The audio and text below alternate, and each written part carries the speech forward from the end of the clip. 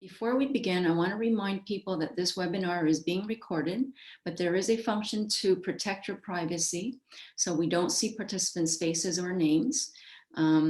If you do have a question while you're listening to the webinar, please write it in the question and answer section at the bottom of your screen or in the chat section, and Rola will read it out and be able to address your questions at the end of Tracey's presentation. And the last thing I wanted to let you know is that we'll be sending you a survey, just like what we did for World Cancer Day after the presentation, probably in a couple of days, to get your feedback. And who knows, maybe it will launch more great ideas and have other great speakers join us, just like Tracey. So without further ado, I'll turn this over to Dr. Mark Hamel to introduce Tracey. Well, thank you, Virginia. Merci. Bienvenue tout le monde. Tracey McKee has two jobs that she loves. And one of them is a teacher in media studies in the arts, literature, communication program at John Abbott College. And the other, as some of you, I'm sure you know, is broadcasting, where she can be heard regularly on CJAD 800. Both of these passions were put on hold, however, for nearly 2 years when she was diagnosed with triple-negative breast cancer in August 2017. Now she is back to regular life and has made it to a point to share her story. So we're very, very lucky to have her share her story with us tonight. Merci beaucoup, Tracey, d'être là. And please welcome Tracey, who will share her story with us. Now there should be applause, right? If we were together in a room, that would certainly help and give me the energy I need. Thank you very much, Mark. I really appreciate that. So, you know, these are strange times. We're on Zoom and I'm going to share my story with you. I wish I could see your beautiful faces and, you know, see that what I'm saying is registering with you, but I'm just going to have faith that as I speak, I'm connecting with you on some level as I share my story. So here I'm going to share my screen. So you heard Mark mention the fact that since my diagnosis and since I've been out of treatment, I've been making it a point of sharing my story. And why do I want to do that? That's a question I'm often asked. And I think I'm learning now, for me, speaking is like, it's how I breathe. It's how I process. It's how I make sense. I don't particularly believe that everything happens for a reason. But my philosophy is that when things happen, we can make them have meaning for us. And I think by speaking about my experience, that is where I am in my journey. I know a lot of people don't like that term. I don't particularly like it either, but that's where I am. I'm trying to make meaning out of what I experience. So here's kind of everything you need to know about me. This is me and my husband and the fabulous nurse Gladys from the Jewish General Hospital where I was treated on my first chemo. Now, I brought a photographer with me. So right away, I think you will understand that I was going to go about my experience maybe a little bit differently than other people go about it. My friend Dale Crockett and I spoke, and I knew that at some point I was going to talk about my story. I didn't know how exactly it was going to manifest itself, but I knew that for me, talking about it, I've always been a very honest person. I'm kind of a what you see is what you get kind of person. And I learned very early on in this experience that not a lot of people are very comfortable talking about this disease. I met people at the West Island Cancer Wellness Center who didn't even want to know what stage they were at, who hadn't yet told their kids that they actually had cancer. There is no judgment. I am not judging anybody. Everybody experiences this in a unique way. And for me, I guess because I am a storyteller, in addition to being a broadcaster and a teacher, my passion is the stage. I've been on stage all my life in you know, community theater groups, and storytelling is what I do. So I brought a photographer with me and a friend, and this became sort of the foundation for a blog that I wrote sharing my story. And I also wrote a play, and this play was performed in November 2019. It was funny, I think, and it was a fundraiser for the West Island Cancer Wellness Center. And I'm currently working on this play to develop it into something bigger, because I'm still trying to make sense of everything that I went through. So here's what you really need to understand, though, about me, is that while I am very comfortable speaking about my experience, what I am not is an expert. I am not trying to speak for anybody. This is uniquely my story and my experience.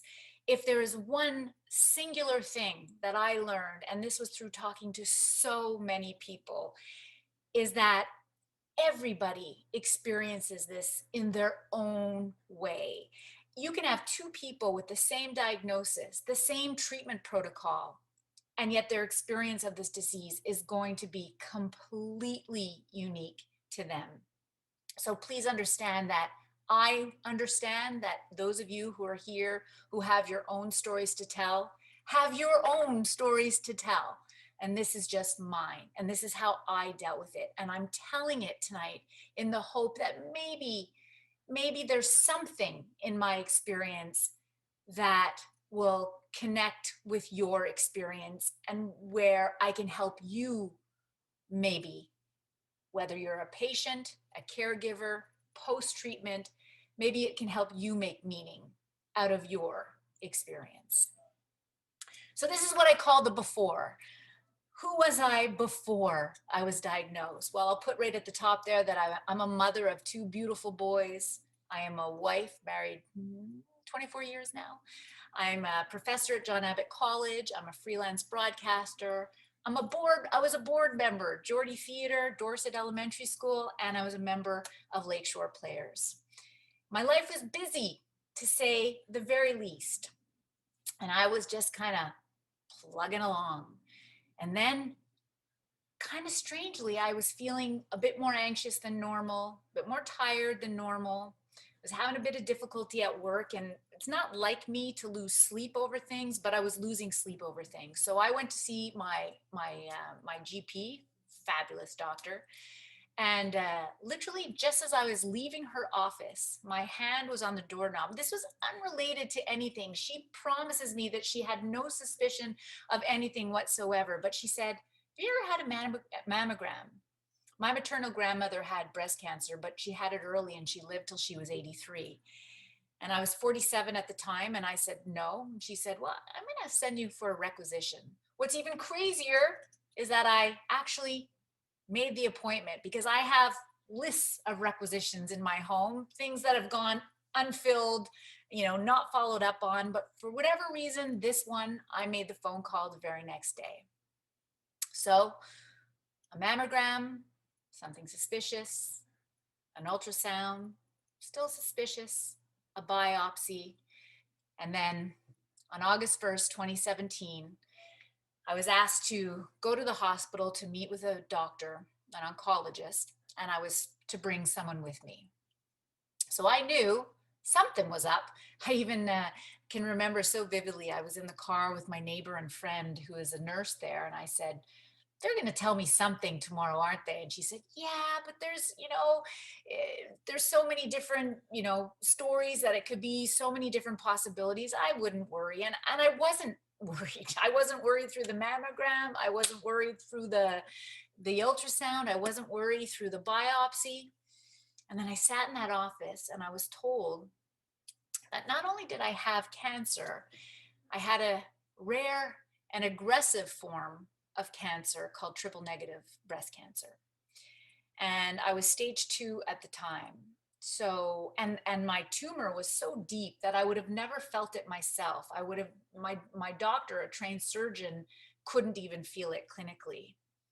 So my head was spinning because I still keep thinking about that day that I went. What if I hadn't gone to that GP?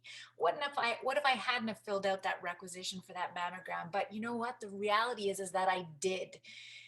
And I got that diagnosis, and I can remember the doctor getting on his knees and looking at me and straight in the eye. And he was amazing. He was patient. He explained everything to me, because at first when I heard triple negative, I said, oh, that sounds good.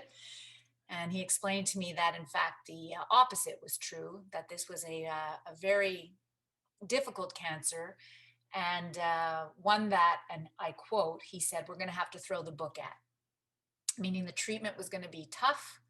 And he kept warning me that it was a marathon and not a sprint. I don't think I fully understood what that meant right away.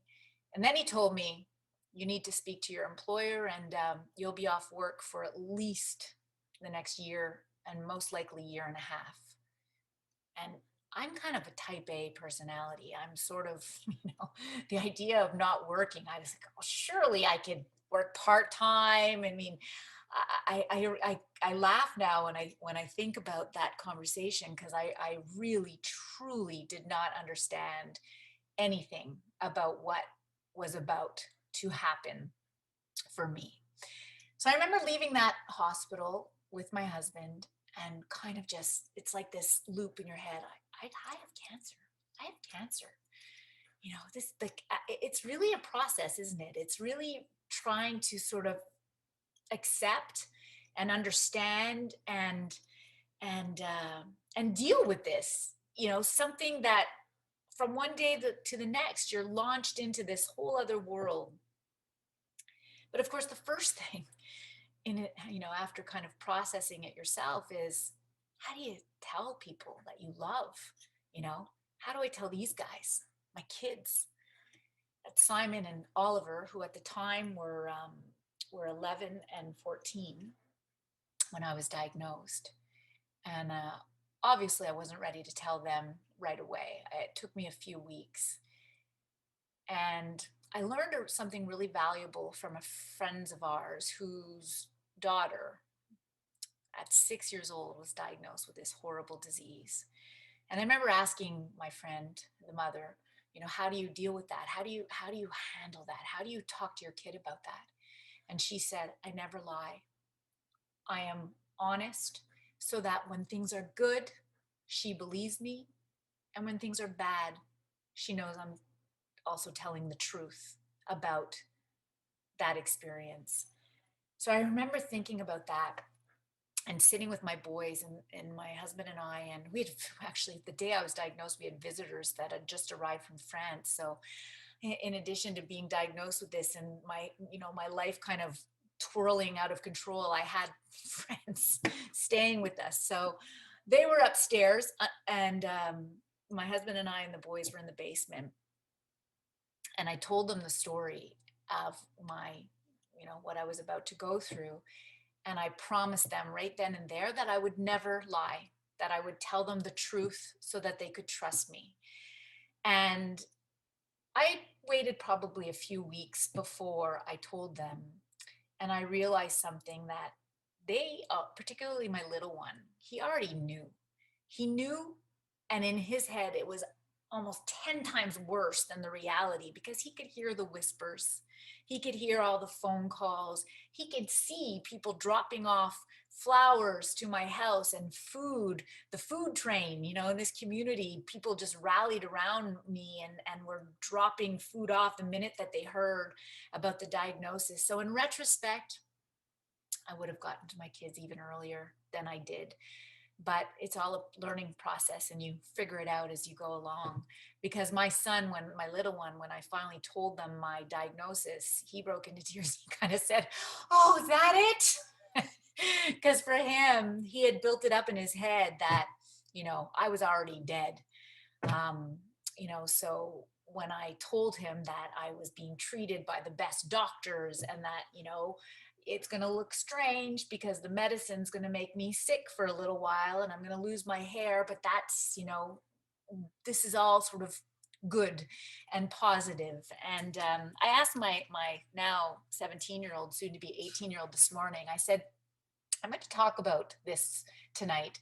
And I said, can you give me a sense of what it is or how this experience was for you while I was going through it? And what he said to me was that you just kept things normal. And as normal as it could be, I suppose, and under the circumstances. But I know that for me, something that I really tried to do was save all my energy to at least keep the normalcy of family dinner. That's something that my husband and I value a great deal. The four of us sitting at the dinner table wasn't always easy for me, but that is something that I really tried to do. What was not normal for my kids was that all of a sudden mom was home a lot because, if you go back to that earlier slide, I was a pretty busy working mom. And so for them, they found that a bit unusual to get home from school and I was always there on the couch. And, my son on my 50th birthday wrote me a letter about how he now understands what I did to keep things as normal as it could be for them. And I've kept that letter. It's in my safety deposit box along with my will and my marriage license and all of that, because that means the world to me. And that was sort of how I handled it with respect to my kids and my family. But what's interesting, this was my treatment schedule, if you revert back to when I told you that I laughed when the doctor told me I was going to be off work for the next year and a half. So this was my treatment protocol.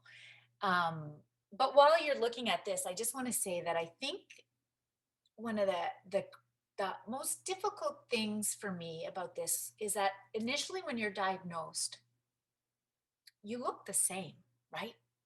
You haven't started treatment yet. It's like there was about 3 weeks of tests to get me ready for that first treatment. Because my cancer was so aggressive, there was no messing around. From that diagnosis, my chemotherapy, the first one of 16 was going to be, was 3 weeks later on August 23rd. So I'm, still feeling okay. And, I was still going to my son's basketball games and I was still getting groceries. And I remember running into people or sitting on the bench next to mothers and fathers that I'd sat beside the week before. And, that kind of idle chit chat that happens, at your kids' games. And I just remember that it was like a burning feeling inside my body, wanting to scream, that I had cancer, that I looked the same, but there was nothing the same about me. It was like my external self and my internal self, they didn't match. And I found that really kind of difficult. And it didn't take me long before, I would run into people and they would say, "Hey, Tracey, how are you?" And I'd say, "I have cancer." It's like I had to get it out. And as soon as I started doing that and communicating what I was going through, for me anyways, that made things a little bit more palatable, I guess. They say that when you're learning a language, I think it's something like you have to repeat a word about 500 times before it becomes part of your vernacular. And I think for me, it was kind of like that process. It's like I just had to say it. I had to keep saying it and saying it to finally kind of make sense of what it was that I was dealing with, better the devil you know, I guess. But what I really, as much as I found that challenging, that aspect of, my external and my internal life not matching, once I'd started the chemo, and it didn't take long, it was about 2 weeks, the second treatment. So I had chemo every single week for 12 weeks and then every 3 weeks for 12 more weeks for a total of 6 months. And I started to lose my hair right after the second treatment. It was a very aggressive chemo regimen because of the nature of my cancer, something that I had a lot of difficulty with, a tired that I'll never be able to explain to anybody unless you've been through it, you'll know. So as much as that sort of that disparity between the external self and the internal self, once I'd lost my hair, I can remember leaving the hospital once And, you know, had just come from chemo, and I was with a friend who had taken me, and a complete stranger walked up to me and said, "Good luck on your journey." And it was kind of like, wow, they know, they're looking at me. I'm, you know, in my blog, I have a whole sort of piece on how baldness is a statement, you know, it's a cancer statement. And that shift suddenly, you know, your life is just kind of chugging along. Everything is normal. And then from one day to the next, you're in this whole other world. I'm sure many of you are already familiar with Susan Sontag, who wrote a book in 1978 and still very relevant. It's called Illness as Metaphor, and talks about how illness is the night side of life, a more onerous citizenship. Everyone who is born holds dual citizenship in the kingdom of the well and in the kingdom of the sick. And although we all prefer to use the good passport, sooner or later, each of us is obliged, at least for a spell, to identify ourselves as citizens of that other place. And for me, being in that other place, being so vulnerable, really for the first time in my life, was really kind of challenging. I found it very interesting off the top when Vanessa was talking about, you know, when people are ready to accept the services that are being offered, because we're rich in this city with so many great and valuable services. It took me a while to really be ready, you know, because I was in that kingdom of the sick while I was in chemotherapy, and I was so tired, and I was, you know, still dealing with fear. I mean, a lot of fear, you know, about how this was going to go. But then as soon as I started getting good news, you know, the tumor was shrinking, things were better, I started to shift just a little bit. And the shift happened where I decided that, you know, enough of this, being the sick person, I am going to be positive. I am going to be the most positive person, the most positive cancer patient that anyone has ever seen. And I'll get to what impact that has a little bit later on, because this disease does change everything. It changes how you communicate. It changes how people talk to you, that look of pity in people's eyes. The people who, you know, I have neighbors who I would leave my house and I could see they've turned away because they didn't necessarily want to talk to me because they didn't know what to say. And I also realized that there's a lot of pressure on patients and certainly on me to be positive. And it's not for us. I mean, it is for us. I mean, I'm not denying that there's so much, you know, that is great about being positive. But this is challenging. This treatment protocol is challenging. This disease is challenging. Trying to raise a family while going through this is challenging. And I wish then I had given myself permission to not kind of buy into this kind of, you know, dynamic of being positive for everybody else. You know, I can remember going to chemo sometimes with, well, not sometimes, every time I went, and the nurses saying, gosh, we don't normally hear laughter here. I was trying to make everyone else feel good and feel okay about what I was going through. And yet I can remember being so angry, because that was my decision, but I can remember being really angry when people would say to me, well, just be positive, Tracey, and this is all going to be okay. Or, oh, if anyone can handle it, you can, you know, or the battle metaphors, you know, you've got this fight, you're going to win. All of these statements by well-meaning and well-intentioned people used to make me crazy. And in my play, I had a whole thing about things never to say to a cancer patient. And it was really based on my experience with people not knowing what to say. So one of the reasons I'm doing these talks is, you know, to say, you don't have to say anything. You just have to listen.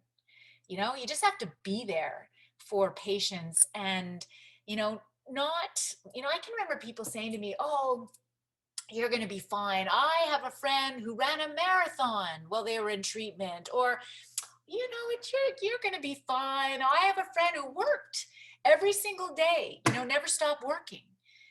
And I can remember feeling terrible about myself. Like, God, why aren't I running marathons? And why aren't I, still able to work? Because I wasn't able to do either of those things at all. And again, that's my story, but people have a tendency to tell you sort of all these great other stories. Just shut that down. Just shut that down.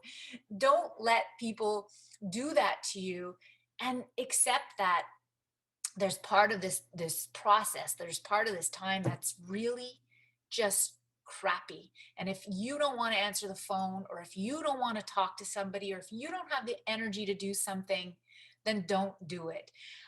My nurse said to me once, and it was at the early stages, and I wish I had taken it more seriously, and I share this beautiful piece of wisdom with whoever I can. She said, when you're in this kind of treatment, when you're in this fight for your life, there are no shoulds. There are no shoulds. There are only, I want to, and I think I can.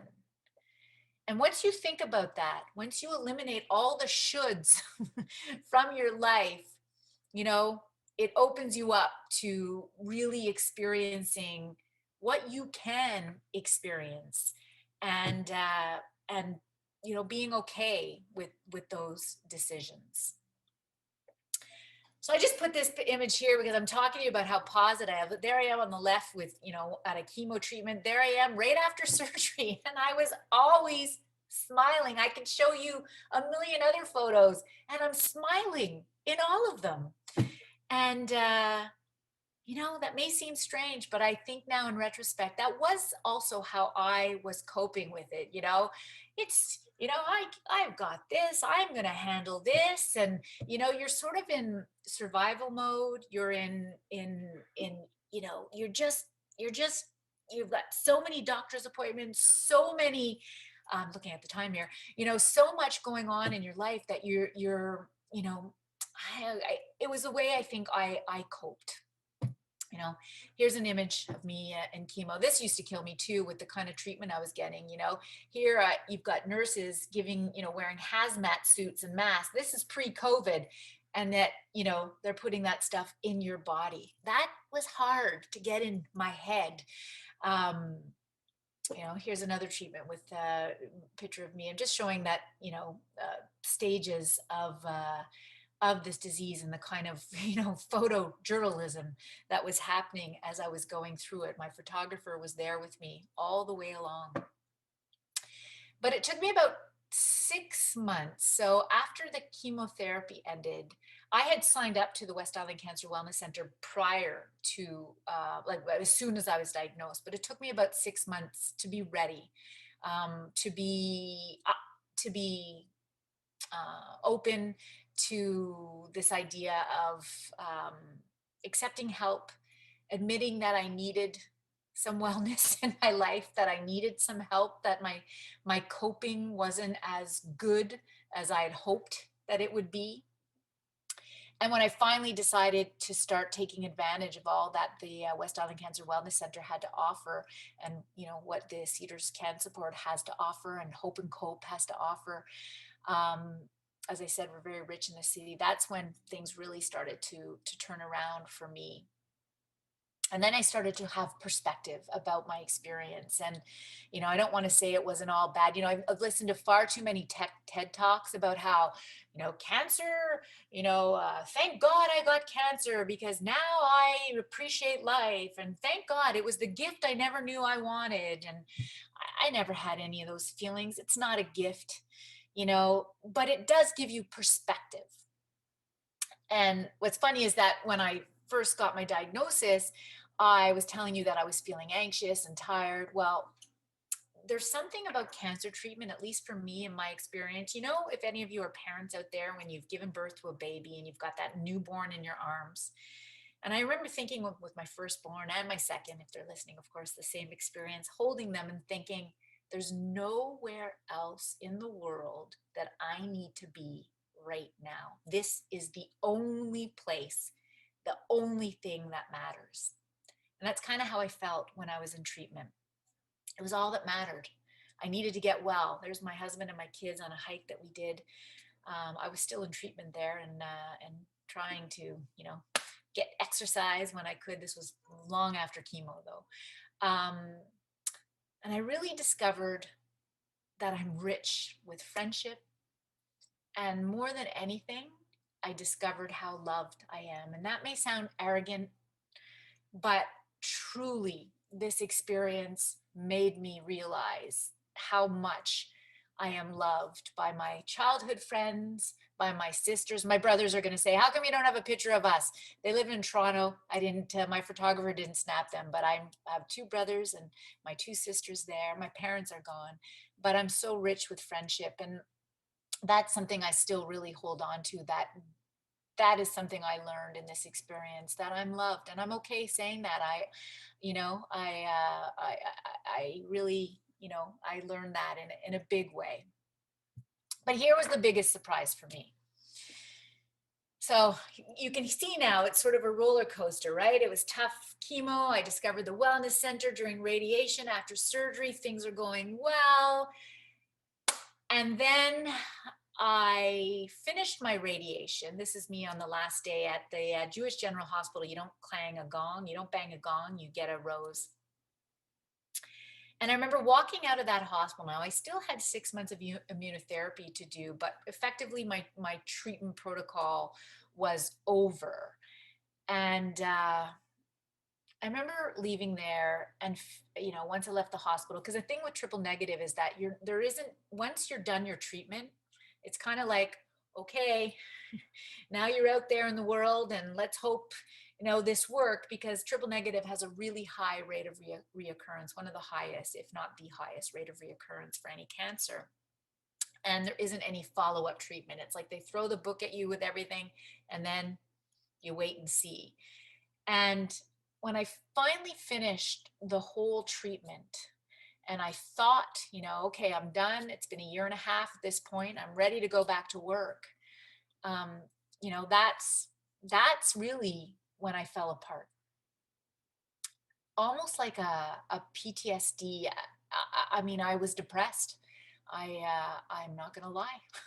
And I remember the people in my life feeling like, what's wrong with you? You've just finished treatment, you're cancer free, and now you're depressed. Many people expressed that to me. They didn't understand it. I didn't understand it. But I think, again, it goes back to that whole thing, is that I was so positive for everybody else that as soon as I knew I was okay, that's when I gave myself permission to fall apart and kind of deal with everything that I had been through. And I needed medication. I went on anti-anxiety medication. So the medication that I was going to my GP for at the beginning, I needed to help me deal with my brain and fear of reoccurrence and the challenges I was dealing with because of treatment, because the treatment's hard on your body, and things that had happened in my body that I was angry about. I needed to deal with that. I needed to process so much about what I had been through that my depression lasted, I would say, 6 months, but I would say it was a full year before I really felt, and again, still going to the wellness center, because they let you go there for a whole year following treatment, as I'm sure does this CanSupport, Cedars CanSupport, and do that, because that is, I think, when you're going to need it. And I needed it, and it helped with meditation, with group therapy, with sound healing. And I remember that, after the 1.5 years, I was ready to go back to work. And again, remember, type A, workaholic, and I didn't. I wasn't ready. And I took that extra semester off so that I only went back to work after 2 years. And I remember feeling really guilty about that. Like, what was wrong with me? And in retrospect, I wish I hadn't wasted a minute of energy on feeling guilty about that or mad at myself about that. because it's what I needed and it's what allowed me to go back and be strong when I went back. So a lot of people talk about, you know, cancer epiphanies, you know, about the meaning of life. And I'm really sorry to say, yes, I've had cancer. I've been through treatment, but I still sweat the small stuff. I still worry about my kids walking through my house with wet shoes and, you know, leaving too many glasses on the counter. I still worry about my cancer reoccurring. I call it the dance, you know, the cancer dance. I've had a couple of little minor scares in the past little while. All is good. My 5 years will be up a year from this August, you know, but I've learned some incredible coping mechanisms through the psychosocial support that I was given. And that was instrumental for me. So I realized that, you know, I'm a work in progress. This is just a part of my story. I never wanted cancer to be the defining thing in my life, the part of my story. But at the same time, you're well, you're sick.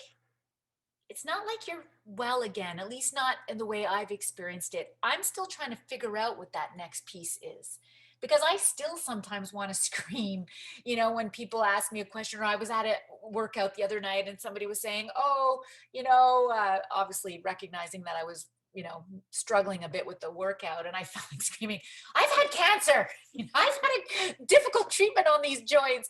But so that's still there, you know, I'm still trying to kind of figure out who I am post treatment and post disease, I guess. So I think I'm a work in progress. And, you know, even if you noticed, you know, in the thing, the advertisement, it said survivor in quotes. I asked Rula to put that there because I'm not even so sure that cancer is something you survive. Cancer is something that you live through, you experience, and yes, you do come out on the other side, but it's not survive. I don't know. I don't see it as being a survivor. You survive a car crash. You survive a sinking boat. I don't think you survive cancer, but I wish I had the answers for you about what it is. And I'm still working through that process, but I recognize that this is my story. You know, and the perspective is, this is from Dostoevsky, you know, but how could you live and have no story to tell?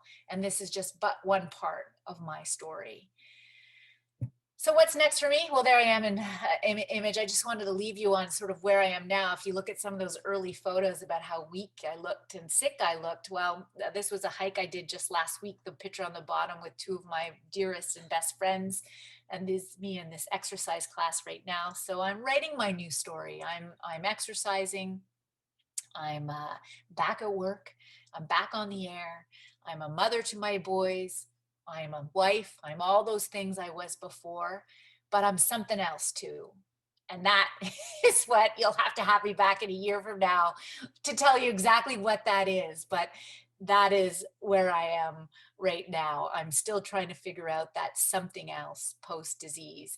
And I am writing a play about this. And this is something I got a arts grant through Playwrights Workshop Montreal. So it's in development right now. And hopefully through the process of writing that play, I'll have figured out that last piece. So there's a link to my blog if you're at all interested. And I wanted to give my friend Dale Crockett credit for the photos that she took. And you can find her on Instagram at Dale J. Crockett. So I probably went way over time, didn't I? It's 10 to 7. It's okay, Tracy. Thank you so very much. You know, I do want to say on behalf of everyone, you know, thank you for candidly not only sharing your story, but you've made me, and I'm sure others, you know, to stop, listen, and reflect. So thank you.